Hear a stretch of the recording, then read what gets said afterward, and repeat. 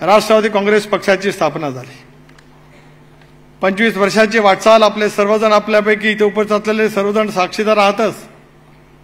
त्या कालावधीमध्ये घडलेल्या घटना घडामोडी, राजकीयदृष्ट्या केलेला संघर्ष, काँग्रेस पक्षापासून फारकत झाल्याच्या नंतर राष्ट्रवादी काँग्रेस पक्षाची उभारणी करत असतानाच स्वाभिमानाच्या मुद्द्यावरती त्यावेळेला पक्षाची स्थापना केली गेली।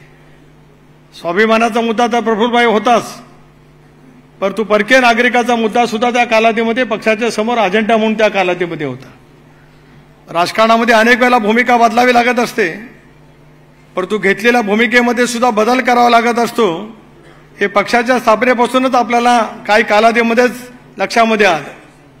ज्या पक्षापासून आपण फारकत घेतली, विधानसभेच्या निवडणुका स्वतंत्रपणाने राज्यामध्ये लढलो, एक तऱ्हेचा शिवसेना आणि भारतीय जनता पक्षाने जेवढी टीका टिप्पणी केली नसेल तेवढी त्या कालावधीमध्ये काँग्रेस पक्षाच्या नेतृत्वाने प्रखर अशी टीका राष्ट्रवादी काँग्रेस पक्षाच्या वरती त्या कालावधीमध्ये केली होती। निवडणुकीमध्ये निकाल द्यायला लागले त्यावेळेला संमिश्र पद्धतीचे निकाल लागले। आजच काहीतरी अघटित घडले असा सांगण्याचा काही प्रयत्न, केविलवाणा प्रयत्न काही बालमंडळी त्या ठिकाणी करण्याचा करतायत। पण 99 सालामध्ये सुद्धा आम्हाला सर्वांना वाटलं होतं आणि भुजबळ साहेबांनी सुद्धा प्रचंड मेहनत घेतली होती। राज्य त्यावेळेला ढवळून काढलं गेलेलं होतं।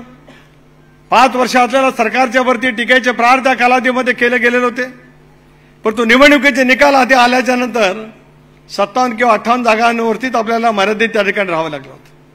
अशा वेळेला ज्या पक्षापासून आम्ही फारकत घेतली, ज्यांच्या परकीय नागरिकत्वाचा मुद्दा घेत स्वाभिमानाच्या भूमिकेवरती राष्ट्रवादी काँग्रेस पक्षाची स्थापना केली, त्यांच्याजवळच आम्ही सरकार स्थापनेसाठी त्यावेळेला एकत्रित आलो 3 महिन्याच्या कालावधीमध्येच। पण सरकार स्थापन करत असतानाच अगदीच आम्ही काहीतरी वेडावाकडं केलेला असं सांगण्याचा जो काही प्रयत्न केला जातो, त्याला माझं पहिलेच उत्तर आहे, 25 वर्षापूर्वीची ही सुरुवात त्या कालावधीमध्ये केली गेली। जरूर आपण त्याला सत्तेवरती आलो। 99 ते 4000चा कालखंड इथे बसलेले अनेक जण त्या ठिकाणी साक्षीदार आहेत। अजितदादा तुमचा मी सुट्टीपाठक नाही, कालही नव्हतो आणि आजही नाही, पण माझ्यासारख्या कार्यकर्त्यांनी त्या कालावधीमध्ये नक्कीच अनुभवलेलं आहे की 99 तो 2004 कालखंडामध्ये भुजबळ साहेब आपण त्याला राज्याचे उपमुख्यमंत्री होतात। राज्यामध्ये मंत्रिमंडळ त्या ठिकाणी प्रस्थापित झालं होतं। पायाला भिंगरी बांधल्यासारखे तुम्ही राज्यभरामध्ये त्या ठिकाणी फिरलात। 2004च्या विधानसभेच्या निवडणुकीला ज्याला आपण सामोरं गेलो त्याच्या आधीच लोकसभेच्या निवडणुका झाल्या होत्या। राष्ट्रवादी काँग्रेस पक्षाला काय फारसं यश लोकसभेमध्ये मिळालं नव्हतं, परंतु ज्या पद्धतीने संघटनेची बांधणी करण्याचा तुम्ही प्रामाणिकपणाचा प्रयत्न केलात, सर्वाधिक जागा महाराष्ट्राच्या इतिहासात सर्वाधिक जागा राष्ट्रवादी काँग्रेस पक्षाला 71 जागा त्या कालावधीमध्ये मिळाल्या आणि आपल्या सोबत जडलेल्या जर का आमदारांची संख्या पण जर का पाहिली तर ती त्यावेळेला खूप मोठ्या प्रमाणावरती जात होती। राष्ट्रवादी काँग्रेस पक्षाला मुख्यमंत्रीपद त्याला चालून आलेलं होतं, संधी होती। निवडणुकीपूर्वी आघाडी किंवा युती ज्याला होते त्याला ज्या राजकीय पक्षाचे जागा सर्वाधिक येतात त्यांनाच मुख्यमंत्रीपद त्यावेळेला मिळू शकते, परंतु नंतर सांगण्यात आलं गेले 25 वर्ष हा प्रश्न अनुत्तरित राहिला। पण या लोकसभेच्या निवडणुकीच्या निमित्ताने अनेक प्रश्नाची उकल झाली। राष्ट्रवादी काँग्रेस पक्ष म्हणून आपण एक वेगळा निर्णय घेतला, ही गोष्ट खरी आहे। त्याच्यानंतर सुद्धा वेगवेगळी समीकरणं त्या ठिकाणी निर्माण होत गेली, परंतु या वेळेला मात्र नवीन प्रश्नाची उकल निर्माण झाली। सांगण्यामध्ये आलं की छगन भुजबळांना जर का मुख्यमंत्री केलं गेलं असतं तर पक्ष फुटला असता। मला आठवतं 99 सालामध्ये ज्यावेळेला आम्ही निवडून आलो, प्रफुल्ल पटेल तुम्ही सुद्धा त्यावेळेला होतात A10 बंगल्यावरती छगन भुजबळांच्याच, त्याला पक्षामध्ये नेतृत्व निवडामध्ये एकमत झालं नव्हतं।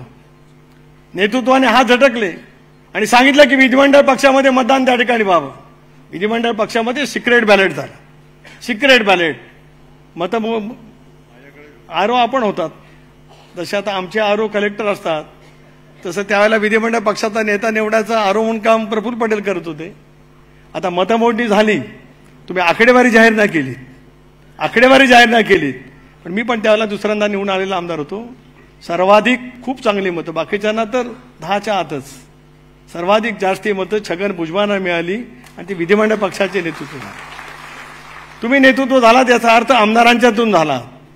मग असं काय घडलं असतं की छगन भुजबळांना मुख्यमंत्रीपद दिलं असतं तर तेच आमदार परत रिपीट झालेले होते, उलट वाढलेले होते, काही नवीन अजितदादांनी शोधून आणलेले होते। पण आम्हाला मुख्यमंत्रीपद घ्यायचं नव्हतं। आम्हाला वाटतं प्रफुल्लभाई तुम्ही पण त्याच्यात आहात न घेण्यात।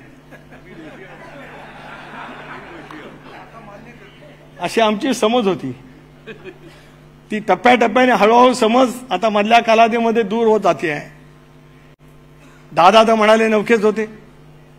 मला काय कळू शकलं नाही मुश्रीफ साहेब. मी थोडासा